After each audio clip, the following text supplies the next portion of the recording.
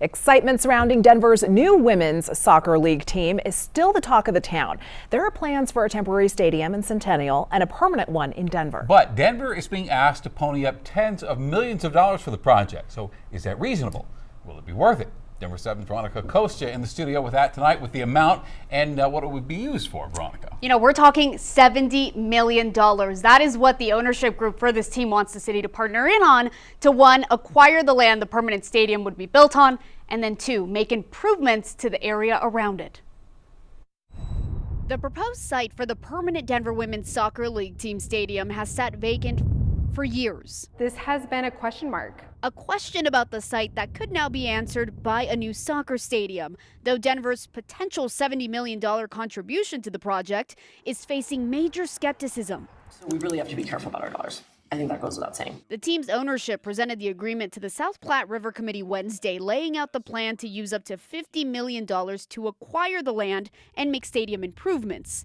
The other $20 million would be used to improve areas around the stadium, which is thrilling for community members like Anita Bañuelos. I think it's long overdue that the city does invest on this side of the neighborhoods, this side of Denver, especially with the connectivity between west and east. Fixing sidewalks, trails, parking, and more would be a part of that plan.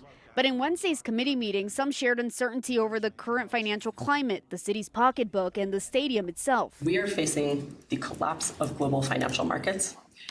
And so I have to say, I don't believe that this stadium will ever be built. And I wish that I did. I don't think it's going to get built. But Councilwoman Flora Alvidrez disagrees. She says investing in this project will pay off in the end. And $70 million is not an unreasonable figure. We'll say that this is a drop in the bucket of the needs of District 7. If we're not investing in our economic growth, we're not investing in our people. For those who call the area home, while exciting, questions remain. You know, right now, can the city actually afford that?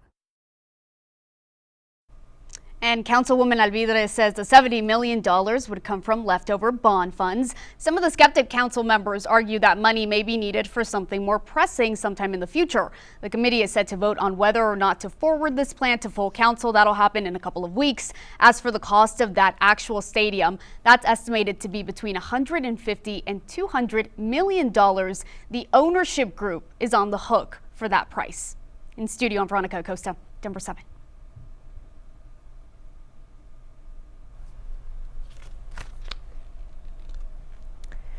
Now here's how much it costs to build Denver's other major league sports venues. Ball Arena, home of the Denver Nuggets, Avalanche, and Mammoth, cost $180 million to build.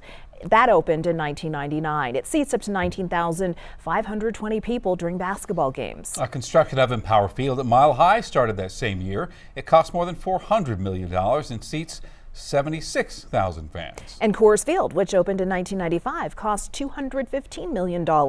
Voters in 6 counties in the Denver Metro approved a 0.01% sales tax to fund the ballpark, covering 78% of the cost. It can hold more than 50,000 Rockies fans.